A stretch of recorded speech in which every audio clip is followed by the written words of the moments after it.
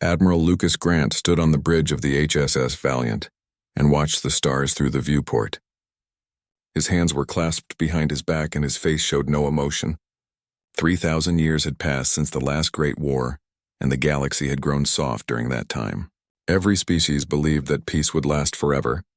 Every species except humanity. The humans remembered what their ancestors had taught them. Peace was just the time between wars, and preparation was the only path to survival. Commander Helen Martinez turned from her station, and her face had gone pale. She looked at the Admiral and spoke in a quiet voice. "Sir, we are receiving a system-wide broadcast. It is from the Zorvath Collective." Lucas nodded once, and his expression did not change. "Put it through," he said. The holographic image appeared in the center of the bridge and showed an alien form made of crystal that reflected light in strange patterns. The Zorvath ambassador spoke with a voice that echoed through the bridge like thunder. "Humanity, your time of expansion ends today. We claim your colonies and your resources and your worlds. You will surrender within 48 hours or face total annihilation. We have 5,000 warships and you cannot win against us." The image vanished and silence filled the bridge. Then Admiral Grant began to laugh. The sound was cold and held no joy in it. 5,000 ships, he said quietly. "They think that is impressive." Captain Ryan Foster entered the bridge and held a tactical pad in his hands. He walked quickly to the Admiral and waited for orders. "Sir, what are your commands?" Lucas turned to face his crew, and every person on the bridge looked at him with complete attention. These men and women had trained their entire lives for this moment. Their parents had trained before them and their grandparents before that. Humanity had spent 3,000 years preparing for a war that might never come. Now the day had arrived and they were ready. "Send word to Fleet Command," Lucas said. "Activate Protocol Omega. Wake the sleeping fleet." He paused and his eyes grew harder. "Send a message to the Zorvath. Tell them we accept their declaration of war. Tell them we will meet them at the Meridian Expanse in 72 hours. Helen looked uncertain and spoke carefully. "Sir, should we not try to negotiate? 3,000 years of peace should mean something." Lucas walked to the viewport and stared out at the distant stars. "Was never peace, Commander. It was patience. Our ancestors knew this day would come and they prepared us for it. Now we show the galaxy what humanity does to those who threaten our home."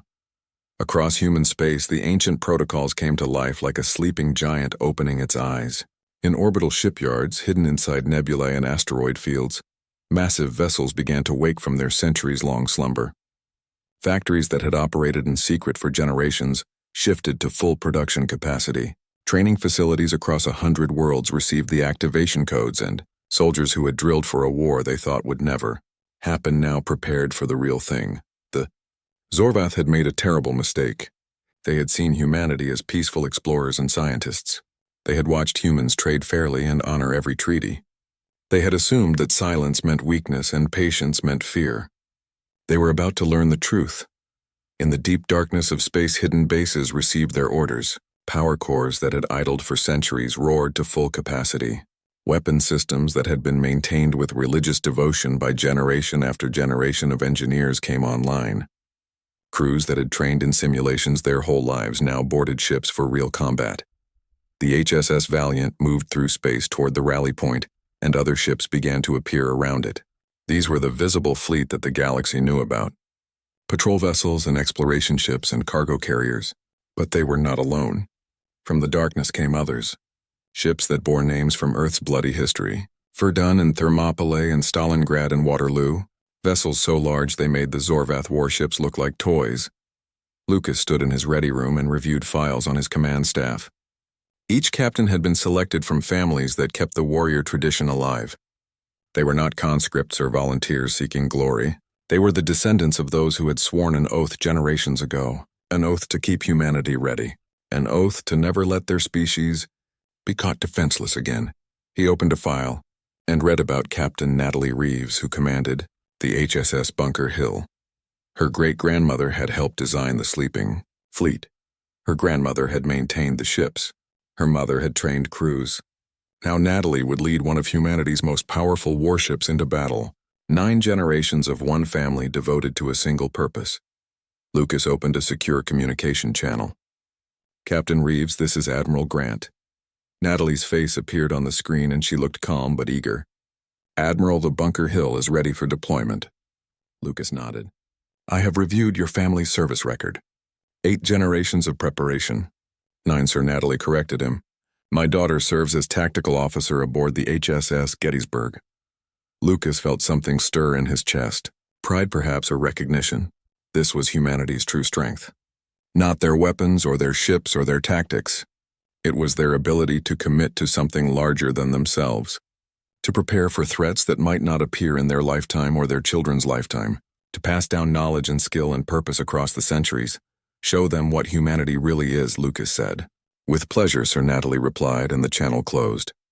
The Admiral returned to the bridge and watched as more ships continued to arrive at the rally point. The sleeping fleet was waking, and the galaxy would soon understand what 3,000 years of preparation looked like. The Zorvath thought they were bringing 5,000 ships to crush a peaceful species. They had no idea what was waiting for them. Commander Martinez worked at her station and called out reports. All battle groups are reporting ready status, sir. The sleeping fleet will be fully operational in 48 hours. Lucas nodded. Maintain current course. We arrive at Meridian Expanse on schedule. Helen looked at her admiral and saw something in his expression that made her understand. This was not about revenge or conquest. This was about survival. Humanity had nearly destroyed itself before reaching the stars. They had learned the cost of being unprepared. They had sworn never to make that mistake again. The Zorvath had declared war expecting an easy victory. They would learn that humanity had smiled coldly at their threat because humans knew something the aliens did not. Peace was temporary, but preparation was forever. The shipyards of Arcturus Prime had orbited the blue giant star for over 2,000 years, disguised as mining installations and research stations. Chief Engineer Paul Donovan stood in the central command deck and watched as the camouflage fields dropped away. What they revealed made his heart beat faster even though he had seen it 1,000 times before. Warships stretched into the distance as far as sensors could detect. Hundreds of them waited in perfect formation.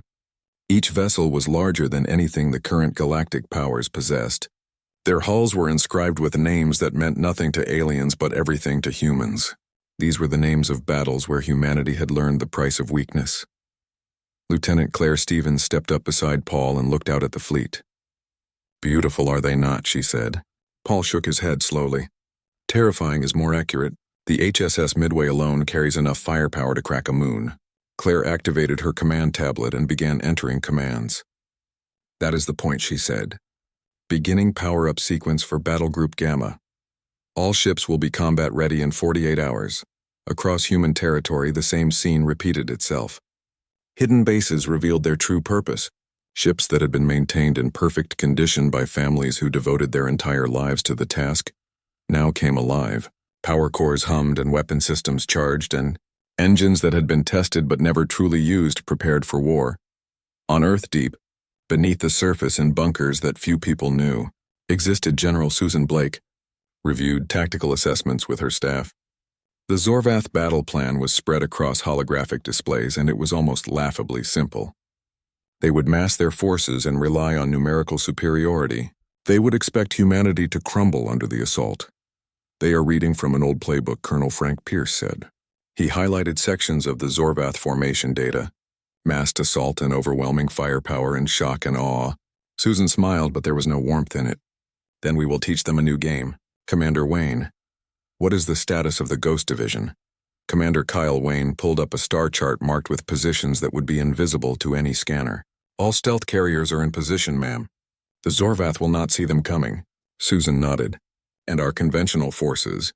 Admiral Grant's fleet will arrive at Meridian Expanse on schedule, Kyle replied. The Zorvath will see exactly what we want them to see. A small, desperate defense force. Susan looked at the tactical display and saw the trap taking shape. Humanity had learned the art of war through millennia of conflict.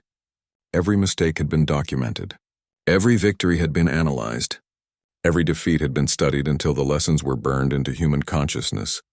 The Zorvath had known only victory through intimidation.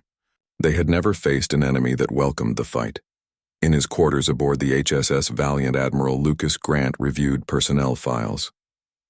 Each captain and each crew member had been selected from families that maintained the warrior tradition. They were not soldiers pressed into service against their will. They were the descendants of volunteers who had chosen to keep the flame alive generation after generation.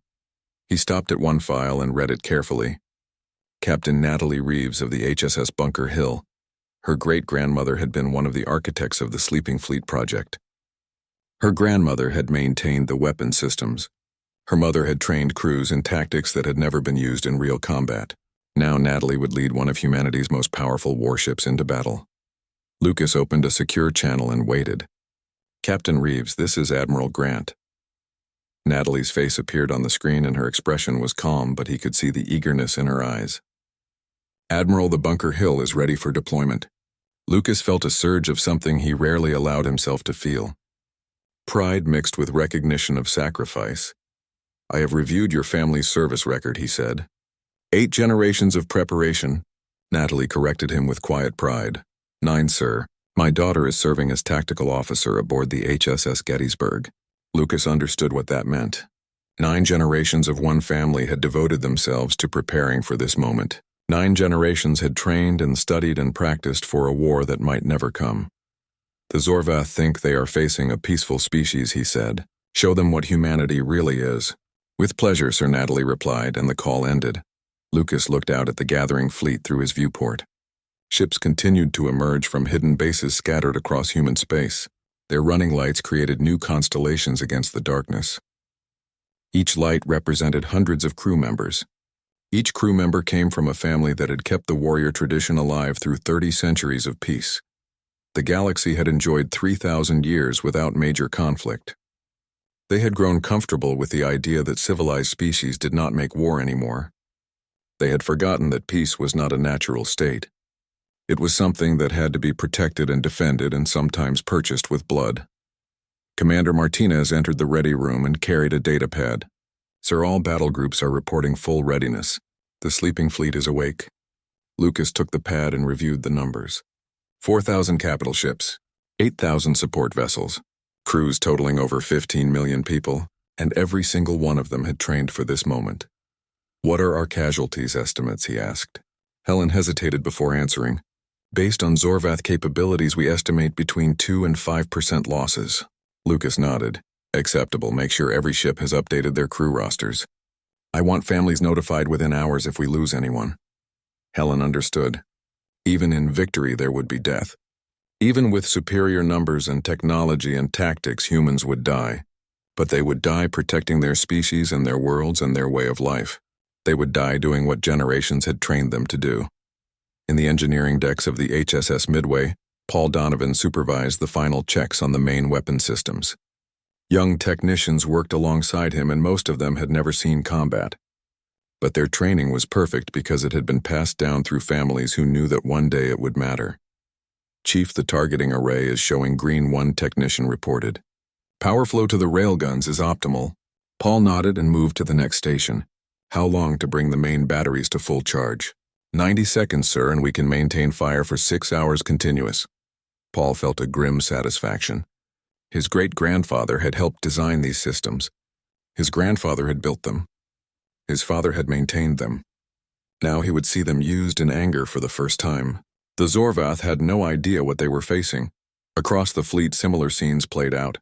Weapon officers checked targeting systems. Engineering crews verified power distribution. Medical teams prepared for casualties. Every person knew their role because it had been drilled into them since childhood. This was not an improvised defense. This was the execution of a plan that had been refined across centuries. General Blake stood in strategic command and watched status reports flow in from across human space. Every ship was ready. Every crew was prepared.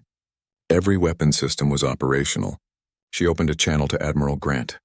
"Lucas, the fleet is yours. Show the Zorvath what it means to threaten humanity." Lucas stood on the bridge of the Valiant and looked at his crew. These people trusted him. Their families had prepared for this moment just as his family had. He would not let them down. "All ships, this is Admiral Grant. Execute Protocol Omega. We jump to Meridian Expanse in 1 hour. Show them what 3,000 years of preparation looks like." The order went out across the fleet and ships began to move. The sleeping fleet was fully awake and humanity was ready for war. The Meridian Expanse stretched across 5 light-years of empty space between star systems. It was a void that served as neutral ground where fleets could meet without threatening inhabited worlds. The Zorvath fleet arrived first, and their 5,000 warships arranged themselves in the traditional formation. A massive wall of firepower designed to intimidate and overwhelm any enemy. Commander Vexthal stood on the bridge of his flagship and observed the human fleet through the viewport. He counted perhaps 200 vessels scattered across space in what appeared to be disorganized groups. The sight made him feel contempt for these weak creatures who dared to defy the Zorvath collective. They send so few, he said to his second-in-command. Perhaps they hope to negotiate after all. Should we hail them, Commander? His officer asked. Vexthal made a dismissive gesture. No, we gave them their chance to surrender. Charge all weapons. We end this in one strike and make an example of humanity. But aboard the HSS Valiant, Admiral Lucas Grant was smiling as he watched the Zorvath formation on his tactical display. All ships maintain position, he ordered. Let them think we are disorganized and afraid. Commander Martinez relayed a Ghost Division. Commander Kyle Wayne's voice came through the encrypted channel. Stealth carriers in position, Admiral. We have them surrounded. Captain Reeves, how long until the main battle group arrives? Lucas asked. 3 minutes, Sir Natalie's voice replied. The sleeping fleet is right on schedule. Lucas watched as the Zorvath fleet began its advance. Energy buildups were visible on their weapons. They were so confident and so certain of their superiority, it was almost sad. Commander Martinez opened a channel to the Zorvath flagship, Lucas ordered. Helen worked her console quickly. Channel open, sir, Lucas spoke in a calm voice. Commander Vexthal, this is Admiral Lucas Grant of the Human Defense Fleet. I am offering you one chance to withdraw. Leave our space now and we will spare your lives. The alien's laughter echoed across the bridge. You face 5,000 warships with your pitiful few hundred and you offer us mercy. Humans truly are a delusional species. Prepare to die. The channel closed and Lucas felt no regret. He had given them a chance. All ships execute Protocol Omega, Lucas said. Show them what we have been hiding. Across the expanse, reality seemed to tear apart as thousands of ships dropped out of stealth and hyperspace simultaneously. The sleeping fleet had arrived, and with it came vessels of war unlike anything the modern galaxy had seen. The HSS Midway materialized directly above the Zorvath flagship. Its massive railguns were already tracking targets. The HSS Bunker Hill and her sister ships formed a perfect sphere around the Zorvath fleet. In seconds, the numerical advantage had reversed completely. Commander Vexthal stared at his tactical display in horror. Where moments ago they had outnumbered the humans, they were now outnumbered 3-1. Worse, these human ships were enormous. Their weapon signatures indicated firepower that exceeded Zorvath technology by orders of magnitude. How is this possible? He whispered. Our intelligence said humanity was peaceful. They said humans had no military to speak of. His tactical officer's voice trembled as he read the sensor data. Sir, I'm detecting at least 4,000 capital ships plus twice that number in support craft. And their stealth technology is beyond anything we have ever seen. We never detected them until they were right on top of us. Lucas Grant's voice cut through the communication channel again. Commander Vexthal, you assumed peace meant weakness. You were wrong. Humanity has been preparing for this day for 3,000 years. Every generation trained. Every ship maintained. Every weapon perfected. We gave you a chance to leave. You chose war. He raised his hand and looked at his crew. All ships fire at will. The void erupted in light and violence. Human railguns fired projectiles at speeds close to the speed of light. Zorvath shields might as well have been made of paper. Missiles swarmed from launch tubes and each warhead was guided by artificial intelligence systems that had been refined over centuries. Energy weapons drew power from reactors that had been improved across generations. The Zorvath fleet tried to return fire, but they were caught in a perfect killing zone. For every shot they managed to land, 100 human weapons struck home. Ships that had intimidated a dozen species now broke apart under the relentless assault. Crews that had never known defeat died without understanding what had happened. Paul Donovan stood in the engineering section of the HSS Midway and watched power flow to the main railguns. Fire, he heard the weapon officer command, and the ship shuddered as magnetic coils accelerated metal slugs to incredible velocity. Direct hit on Target 1, the officer reported. Target destroyed. All around the Meridian expanse, the same scene repeated. Human weapons found their marks with perfect accuracy. Zorvath ships exploded or broke apart or simply ceased to exist as railgun rounds tore through them. The battle was not a contest. It was an execution. Sir, the Zorvath are attempting to retreat, Commander Martinez reported. Lucas shook his head. Negative. No survivors make it home to warn their empire of our true strength. We need them to send more. Deploy the pursuit squadrons. Captain Gregory Shaw commanded the fast attack wing, and his ships broke formation to chase down fleeing Zorvath vessels. His orders were clear. No one escapes.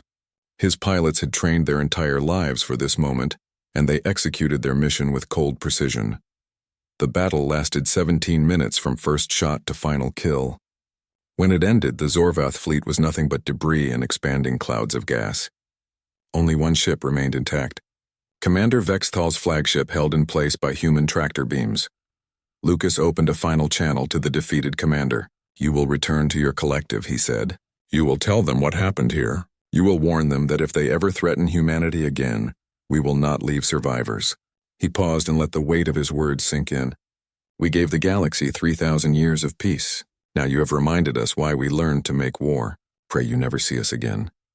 The tractor beams released and the Zorvath flagship limped away into the darkness. Its engines were damaged and its weapons were destroyed, but it would make it home. And it would carry a message that would shake the foundations of galactic power. On the bridge of the Valiant, Lucas looked at the casualty reports. 41 human ships destroyed, 12,000 crew members dead. He felt each loss like a physical weight. These people had died doing what their families had prepared them to do, but that did not make it easier. Commander Martinez spoke quietly. Sir, we are receiving surrender offers from 3 other species who were planning to attack our colonies.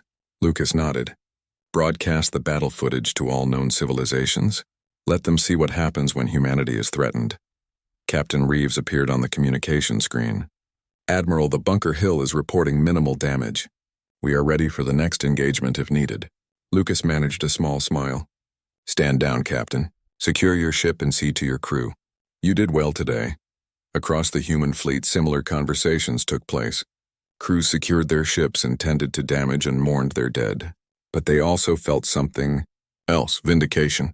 3,000 years of preparation had been justified in 17 minutes of combat. General Blake watched the battle footage from Strategic Command on Earth. She saw the perfect execution of tactics that had been planned centuries ago. She saw weapons that had been maintained across generations perform flawlessly. She saw crews that had trained their entire lives work together with absolute precision. Senator Carl Hoffman stood beside her and watched in silence. Finally, he spoke.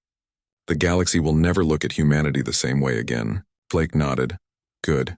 Let them understand what we are capable of. Let them know that peace is our choice, not our weakness. The message spread across known space at the speed of light.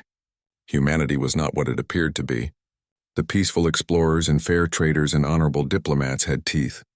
And those teeth had just torn apart one of the galaxy's most aggressive military powers in less than 20 minutes.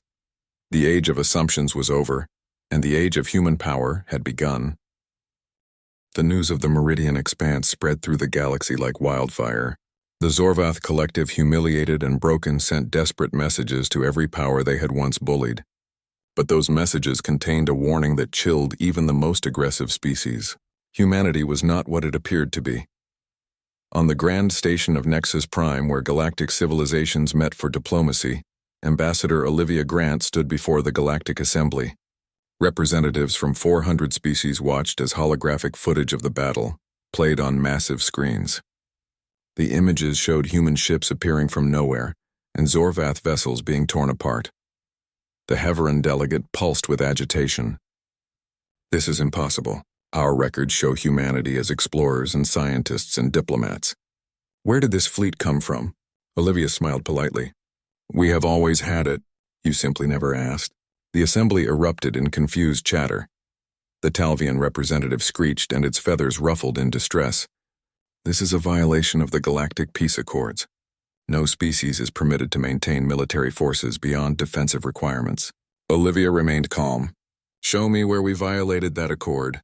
Every installation was registered as research or industrial. Every vessel was listed in our databases. We simply did not advertise their true purpose. There is no rule against that. Senator Carl Hoffman rose from his seat and activated a display showing images of Earth's history. For 3,000 years, we have honored every treaty, and respected every boundary and traded fairly with all who approached us. But we never forgot where we came from. Earth taught us hard lessons about the price of being unprepared. The images showed wars and conflicts and near-extinction events. We destroyed ourselves a dozen times over before we finally learned. When we reached for the stars, we made a promise. Never again would we be caught defenseless. Never again would we trust peace to last forever. The chamber fell silent as the weight of human history settled over them. Some species called for sanctions. Others demanded inspections of human space. But underlying it all was fear. If humanity had hidden this level of military power for 3,000 years, what else were they capable of? What other secrets did they keep? The Krell Federation had been humanity's closest trading partner for centuries. Their ambassador Kelrin requested an urgent private meeting with Senator Hoffman. They met in a secure room away from the chaos of the assembly. "Carl, I must know," Kelrin said. "Are we allies or potential enemies?" Carl looked at his old friend with sadness in his eyes. "That depends, Kelrin. Have you ever plotted against us?" "Never," Kelrin said immediately. "Your people have been nothing but honorable in all our dealings." "Then you have nothing to fear," Carl replied. "The Zorvath declared war on us and we responded. Our weapons point outward toward those who would harm us or our friends. If the Krell stand with us as you always have, then you are under our protection." Kelrin's relief was visible. "There are others who will not take this well. The Drakon hegemony and the Vortis Union have maintained power through military superiority. Your revelation changes the balance of power in the galaxy." Carl nodded. "Let it change. The galaxy has been ruled by intimidation for too long. Perhaps it is time for a new order." Deep in Zorvath space, the Collective's High Council met in emergency session. What remained of their armada limped home bearing the scars of humanity's fury. Commander Vexthal stood before his superiors broken and defeated. "How many ships did we lose?" First Speaker Krath demanded. 4,793, Vexthal replied. "We destroyed 41 human vessels." The chamber fell silent. A loss ratio of nearly 100 to 1 was beyond comprehension. "Tell us about their technology," another council member said. "Superior to ours in every measurable way," Vexthal reported. "Weapons and shields and engines and tactics. They have been refining warfare while we grew complacent with our reputation." "And their numbers?" Krath asked. "Could this have been their entire fleet?" Vexthal pulled up what intelligence data remained. No First Speaker. Intercept suggests this was merely a battle group. They have at least 20 such formations scattered throughout their territory. We attacked a species that could field perhaps 80 to 100,000 capital ships. The implications staggered everyone present. "We must seek peace," Krath decided. "Draft a formal apology. Offer reparations and territory. Whatever it takes to avoid their wrath." The council agreed immediately. Pride meant nothing compared to survival. In human space, Admiral Lucas Grant met with his senior staff to plan the next phase. "The Zorvath will sue for peace," General Susan Blake predicted via hologram. "But they are not the only threat." Lucas nodded. "The Drakon hegemony has been eyeing our outer colonies for decades.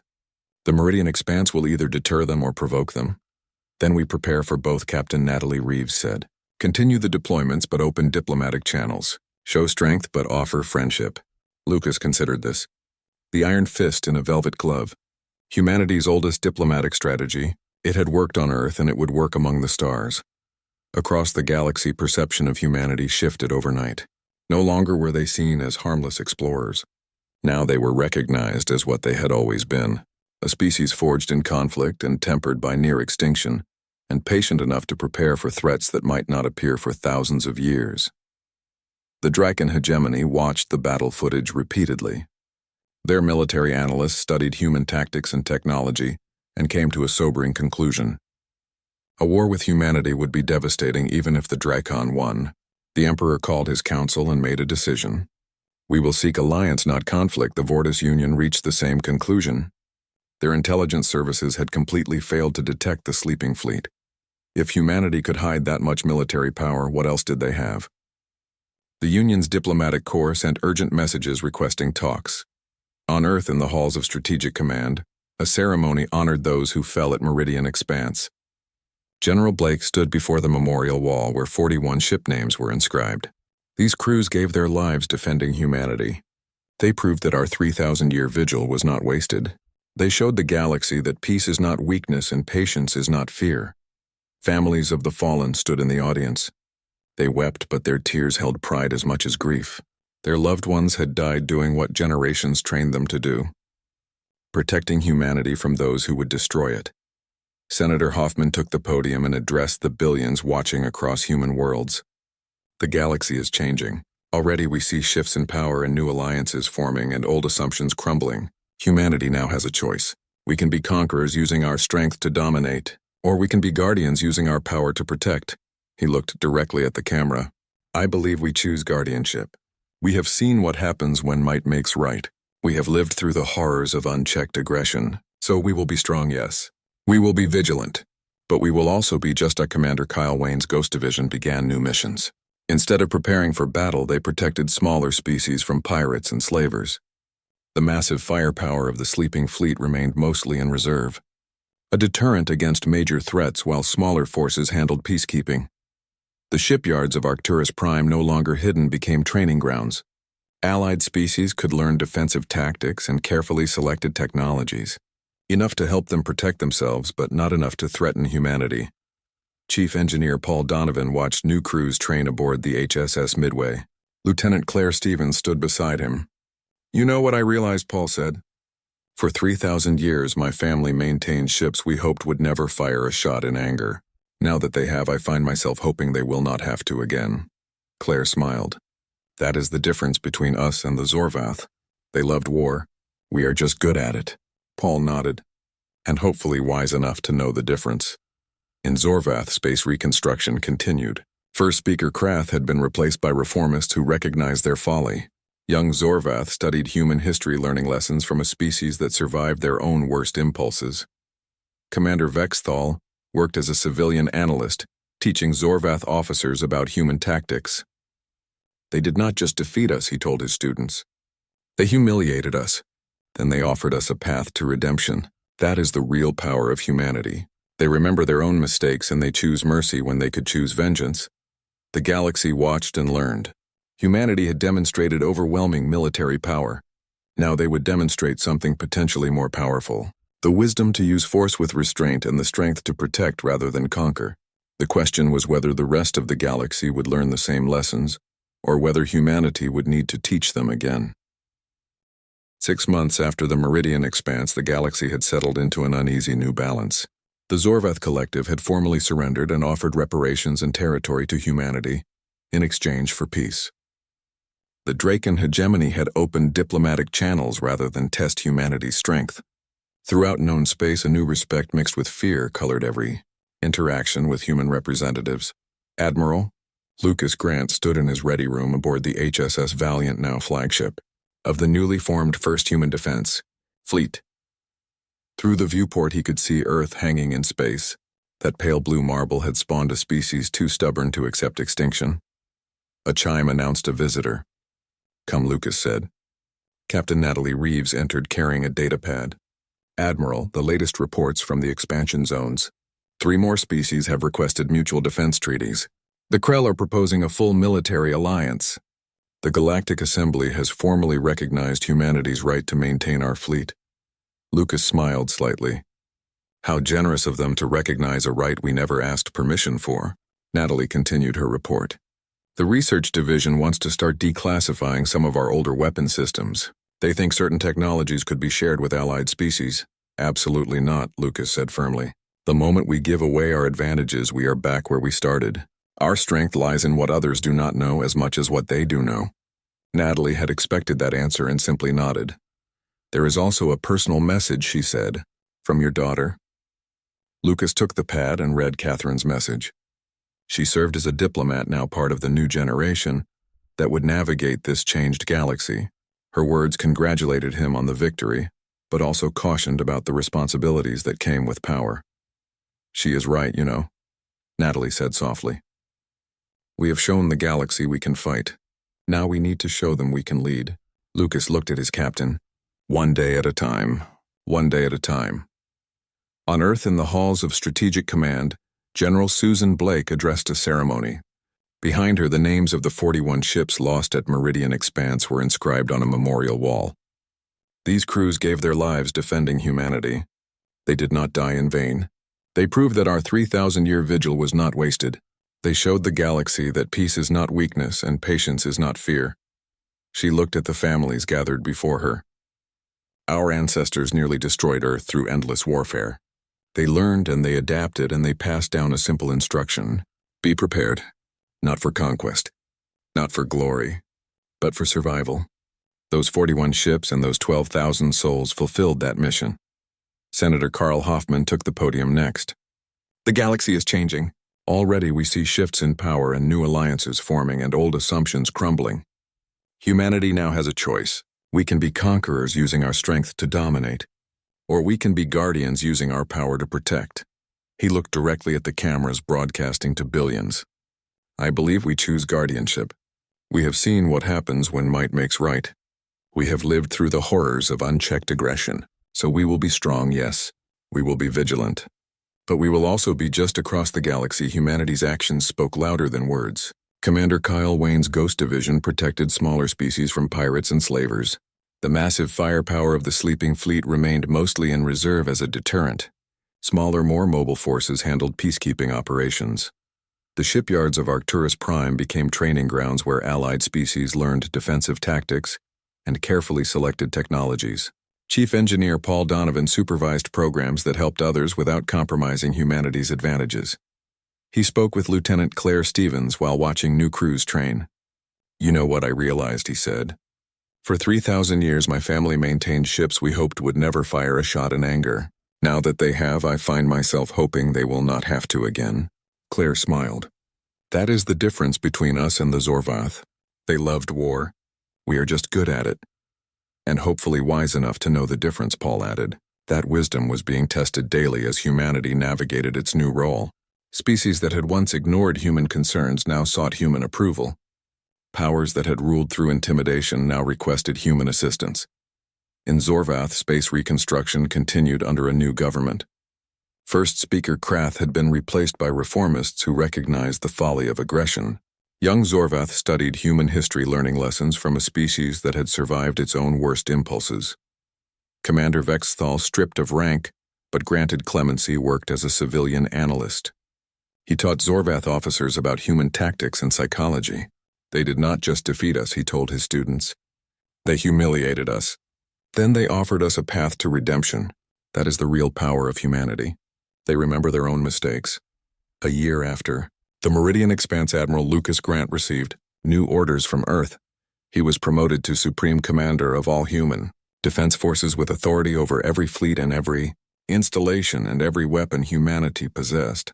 But the promotion came with a directive that pleased him. Defensive posture, the orders read. All forces are to maintain readiness while prioritizing peacekeeping and alliance building. Offensive operations authorized only in response to direct threats. Captain Gregory Shaw, who had commanded the fast attack wing at Meridian Expanse, raised an eyebrow. "So we are back to keeping the peace." Lucas smiled. "We never stopped. The Zorvath just needed a reminder of what happens when peace is threatened." He stood and addressed his officers. "For 3,000 years we prepared for war. Now we have proven we can win it. The question is, can we win the peace that follows? Can we use our strength wisely and protect the weak and prevent another species from making the Zorvath's mistake?" Around the table, heads nodded. These were not conquerors seeking glory. They were guardians, carrying on a tradition that stretched back to humanity's darkest days on Earth. They had learned from their mistakes, and now they would help others learn without repeating humanity's bloody path. "Then let us get to work," Lucas said. "The galaxy is watching. Let us show them what humanity really stands for." As the meeting dispersed and officers returned to their duties, Lucas looked once more at Earth hanging in space. 3,000 years of peace had not made humanity soft. It had made them ready. Ready to defend, ready to protect, ready to ensure that the hard-won lessons of their violent past would benefit not just humanity, but all species who sought to live in peace. The Zorvath had declared battle. Humanity had smiled coldly and demonstrated the price of aggression. Now in the aftermath, they would demonstrate something even more powerful, the wisdom to wield overwhelming force with restraint. It was, Lucas reflected, the most human thing of all. To prepare for the worst while hoping for the best. To be capable of terrible violence while choosing mercy. to remember every scar while refusing to inflict them on others without cause. Across human space, families gathered to remember those who fell at Meridian Expanse. They mourned their dead, but they also celebrated what those deaths had purchased. Security for their children, respect from their neighbors, and proof that 3,000 years of sacrifice had meaning. In classrooms on 100 worlds, children learned about the battle.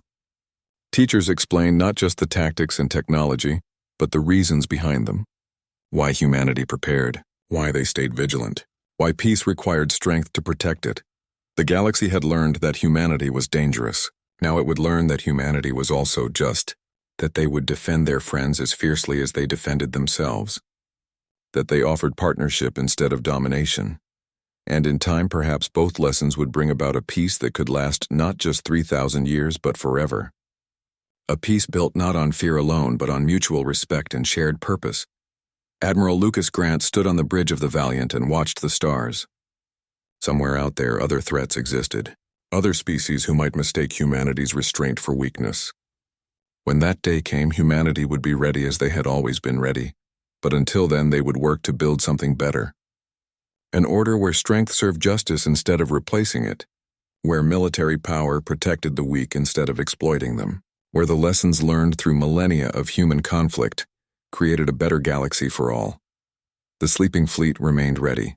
The warriors remained vigilant, but their purpose had evolved. They were no longer preparing for a war that might come. They were maintaining a peace that they had proven they could defend, and that Lucas thought was worth 3,000 years of preparation. Worth every sacrifice, worth every generation that had kept the flame alive. The galaxy would remember Meridian Expanse as the day humanity revealed its teeth, but history would remember what came after as the day humanity chose to use those teeth wisely.